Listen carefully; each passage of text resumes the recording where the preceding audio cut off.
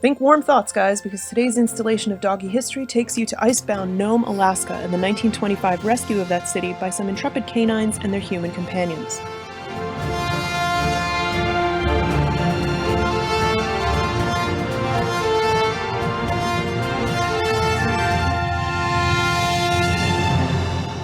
Hope you're all keeping warm out there, because you're about to hear a tale of grit, determination, and some really gratuitously silly, cold, wintry weather.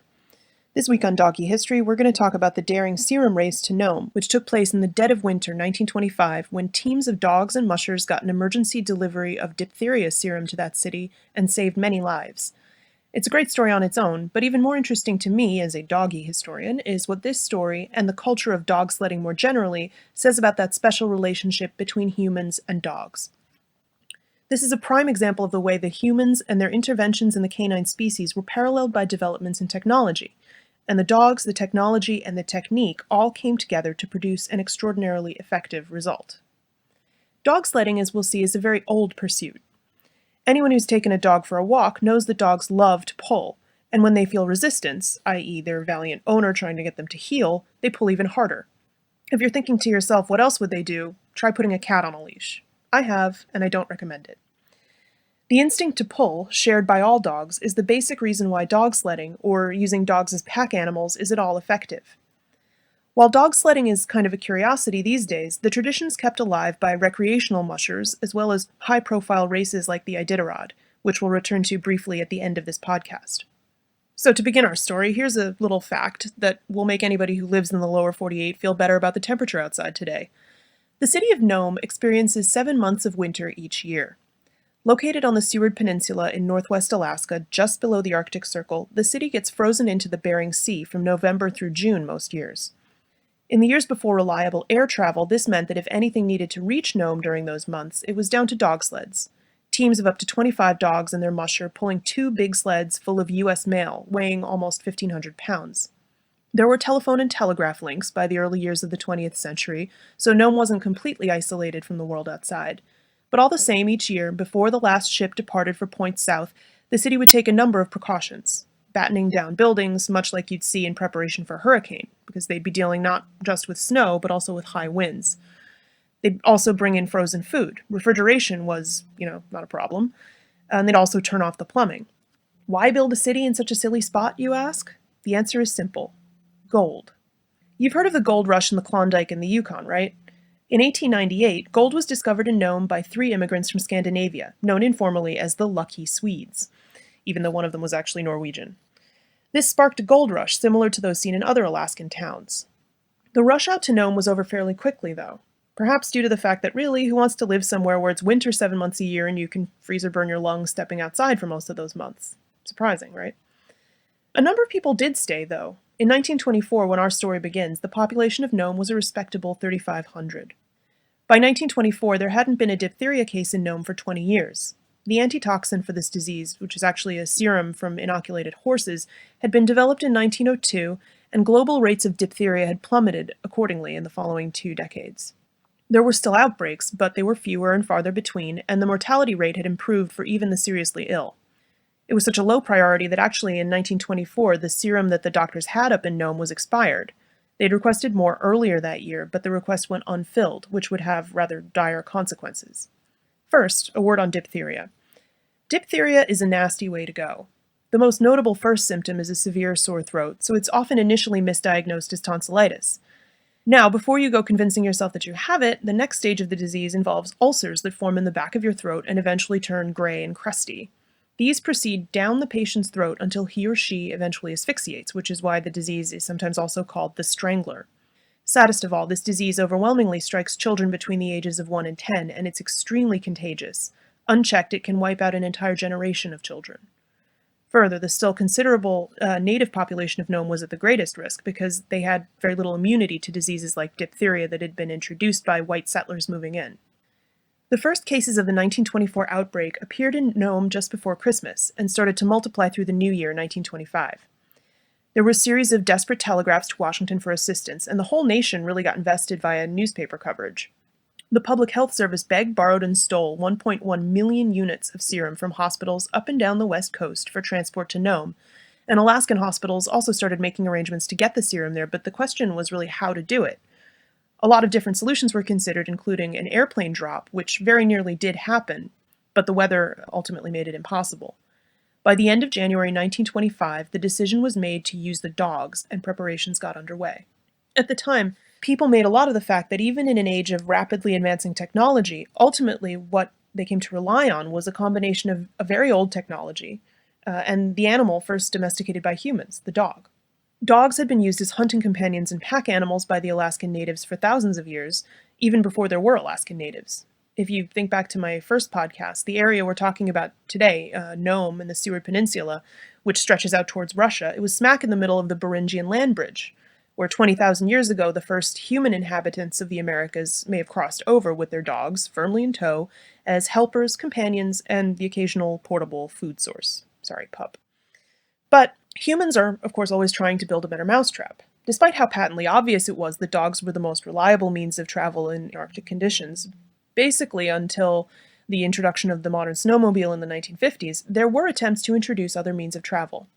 Gay and Laney Salisbury, whose book about the serum race I highly recommend, suggests that this was often linked to a rather unfortunate resistance on the part of white settlers to adopt native ways of doing things, perceived as inferior. This was certainly the case for Sheldon Jackson, who was a missionary who attempted and nearly succeeded in introducing reindeer as an alternate means of transport for the mail during the 1890s. He made some, comparisons between dogs and natives that were, shall we say, not flattering. He suggested they were both lazy, quarrelsome, and difficult to handle. Clearly not a dog lover, or terribly nice person. The reindeer scheme didn't work out, though, because quite contrary to your childhood images of Santa and Rudolph, reindeer, though domesticated, are not really about pulling things or following orders, and they have nowhere near the brains of a dog, so the program was scrapped pretty early on.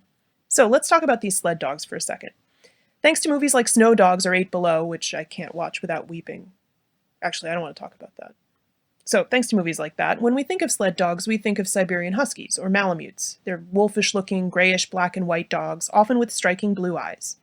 In reality, however, this was not entirely the norm in the early days of mushing, and in fact, it's not even entirely the case today for working sled dogs. There were legends about wolf hybrids being pressed into service, but again, if you listen to my first podcast, you may guess that legends is all they are. Wolf hybrids are way too intractable for that, and they tend to be really hostile toward other dogs, which is unacceptable if you're working in a team. During the years of the gold rush through the early 20th century, there were more dogs than people in the Alaskan territories. Gangs of them actually roamed the streets while not employed, prompting legislation that forced them to wear bells. The demand for dogs was so great that there was a sizable black market in the States for suitable sled dogs. This is the plot of Jack London's Call of the Wild, first published in 1903. Remember?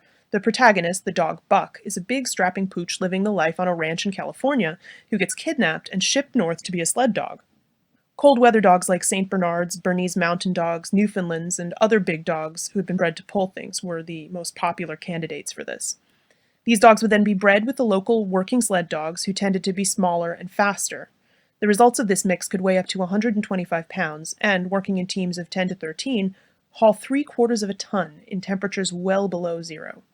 The early 20th century saw one of the big revolutions in dog mushing, the introduction of the Siberian Husky. Now, we tend to use the Husky Malamute as more or less interchangeable, but actually there's a big difference. Siberian Huskies came originally, as their name suggests, from eastern Siberia. The native peoples there had been using them for centuries as hunting companions and sled dogs, and their selective breeding had produced a relatively small animal, about 50 pounds on average, who in a team could nevertheless travel at speeds of up to 9 miles an hour for 11 hours straight without getting tired. To give you some idea, the Alaskan Malamutes favored by the Alaskans, which were bigger, heavier dogs, maybe 70-odd pounds, could barely crack 5 miles an hour, and they tired much more easily.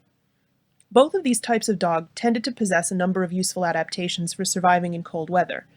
An extremely warm double coat, consisting of a coarse, insulating outer coat and a downy, warm inner coat that shed in summer, almond-shaped eyes that kept wind and snow from impeding vision, and tufted ears that, again, kept wind and snow out and kept them from freezing.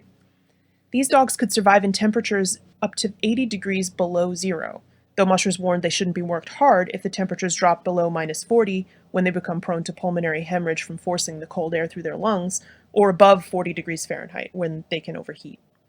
These sled dogs, together with their musher, formed a well-oiled machine. With dogs of roughly the same size as the huskies tended to be, their gait was pretty uniform, and the sled could be pulled smoothly. The dogs get into step with one another, placing their back paw into the print made by their front paw with each stride. It's really amazing, efficient movement. Further, like all dogs, the sled dogs possess a sense of smell 600 to 700 times stronger than humans to help them follow the trails, and sensitive paw pads, which it's thought could detect subtle changes in the temperature and consistency of the ice, helping them avoid disasters on the ice pack. Much as we've seen in my previous breed podcast, there was pretty quickly an effort to standardize and rationalize the breeding of these dogs in the Alaskan territories. A lot of this was due to a Scottish immigrant and famous musher by the name of Scotty Allen.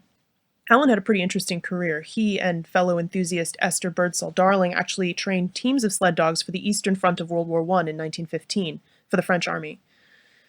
In 1907, Allen and several others, including Albert Fink, the lawyer who would later go on to represent Al Capone, founded the Nome Kennel Club. Their aim was to breed and train superior working sled dogs, more or less without reference to looks and conformation. To inaugurate the Kennel Club, they put on a race in 1908, the All-Alaska Sweepstakes, with a $10,000 first prize. Now, Scotty Allen actually won most of these races the first few years. To return to those Siberian Huskies, in 1910, an all-Siberian team won the sweepstakes, and their record remained unbroken until actually 2008. They ran the 408-mile race in 74 hours, 14 minutes, and 37 seconds.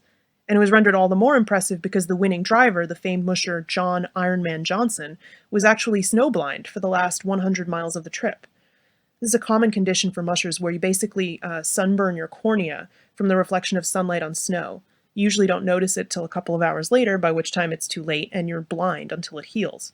This means Johnson's lead dog actually piloted them back for the last leg of the trip. So, the dogs are really important, but so is the equipment, the technology that humans developed to fit with these dogs.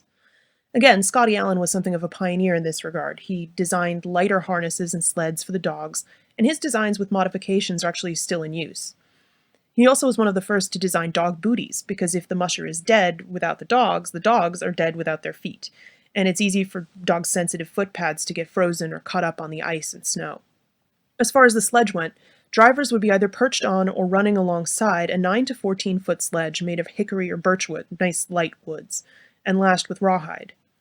Early native designs for dog sleds involved a different configuration than the one we're used to seeing.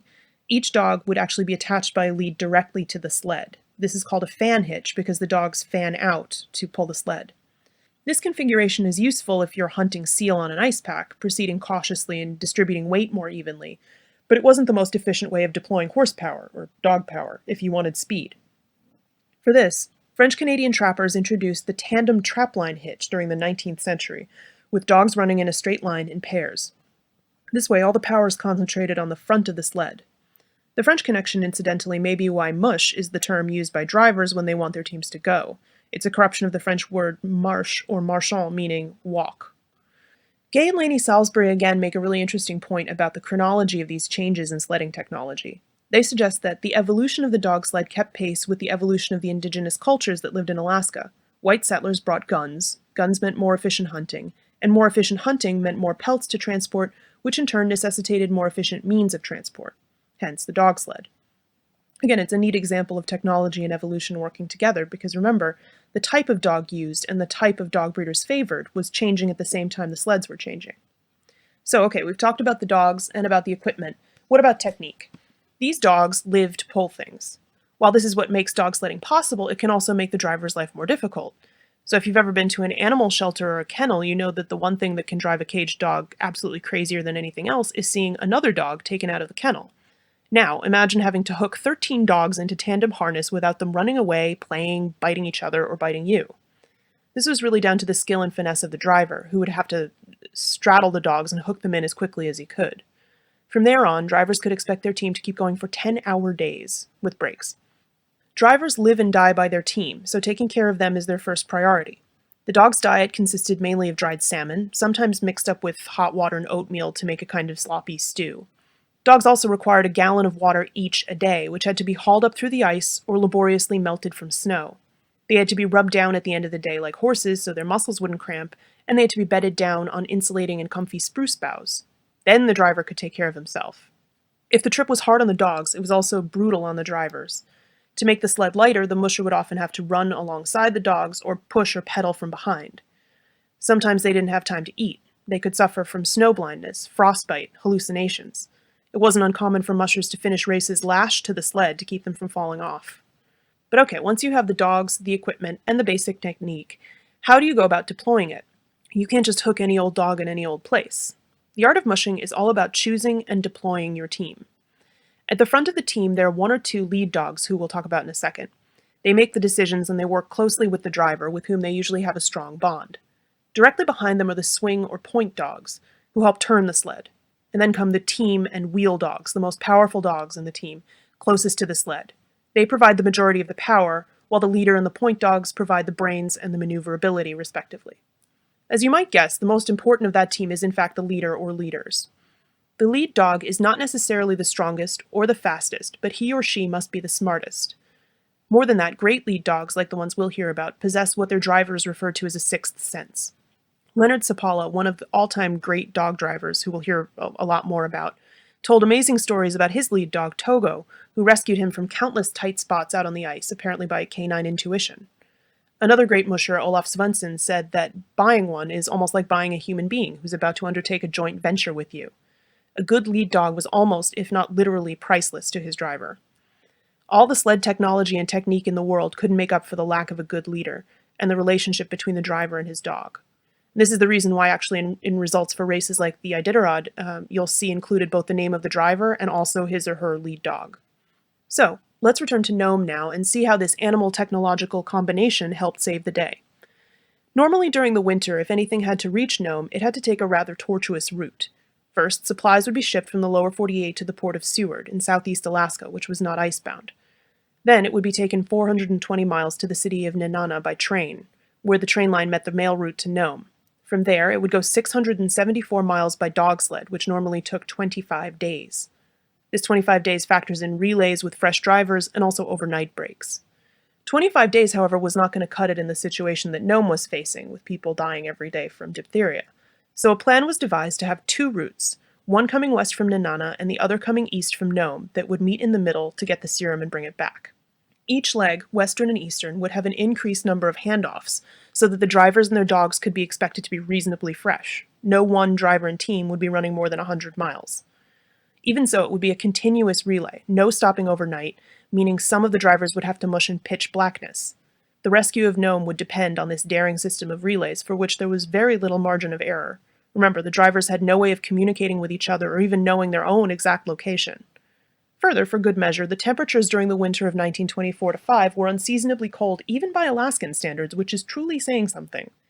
The overnight legs saw temperatures of 50 below or even 60 below, which is of course well below the minus 40 that's considered safe to mush the dogs. All told, about 20 men and 150 dogs were involved in this risky enterprise. Now, the diciest part of the whole dicey affair was going to be the portion of the western run that passed over Norton Sound, a shortcut that would save a considerable amount of time as opposed to hugging the coastline. Norton Sound is, as its name suggests, a body of water, but during midwinter it was frozen over. This, of course, does not always mean that it was frozen solid, and it certainly didn't mean that it was frozen evenly. When salt water freezes, it doesn't freeze in a nice, smooth sheet that you can skate on. Instead, there are ridges and dents and all kinds of things that could break a runner or injure a dog or his driver. Further, there were frequently something called ice shoves, which the Inuit people call ivu, the ice that jumps. This is basically where a surge of water current suddenly thrusts up a wall of ice. It sounds like thunder or a car crash, and it can be just as destructive. For this most dangerous part of the run, there was only one driver deemed capable, Leonard Seppala. Leonard Seppala was a Norwegian immigrant who became synonymous with dog driving over the course of his long career. He actually worked for the gold company in Nome, supervising the transfer of supplies and the gold that was shipped out of Nome. As such, he knew all the trails like the back of his hand. He was also very well versed in the art and science of dog breeding and sledding. He and his lead dog Togo had by 1924 been mushing together for 7 years and had won a lot of races. They'd actually done the western run of the trip together in 4 days, averaging an incredible 81 miles a day. Seppala was small. He was only about 5'4" and 145 pounds, which is an advantage if you're being pulled by dogs. He got his start with his own team by a kind of fortuitous series of events. Roald Amundsen, the explorer who would be the first to reach the South Pole, was in 1913 planning an expedition to the North Pole. Seppala's boss, Jafet Lindeberg, he was actually the Norwegian out of the 3 lucky Swedes who found the gold in 1898, presented his fellow Norwegian Amundsen with a team. Amundsen wound up canceling the trip, and Seppala got to keep that team and train them. His original leader, Suggen, would become the father of his more famous lead dog, Togo. At the time of the serum run, though, Togo was getting on. He was 12 years old. He was small and scrappy, too, like Seppala, only 48 pounds, with a muddy-looking black and brown coat. Still, Seppala in his biography tells amazing stories about Togo's intelligence and personality. Togo had kind of a rocky start in life. He was sickly and stubborn in puppyhood, and Seppala sent him out actually to live as a house pet, thinking that he was unsuitable for mushing. But Togo actually ran away and rejoined his pack. At 8 months old, Togo, whom Seppala describes as an infant prodigy, led his first sled drive, and from then on, he and Seppala were a team. Great story, right? But you've probably never heard it before. That's because if you'd ever heard of the rescue of Nome before this podcast, odds are you'd heard of it because of Balto, the lead dog who ran the final leg into Nome. There have been a ton of children's books, and even a Steven Spielberg animated film, too.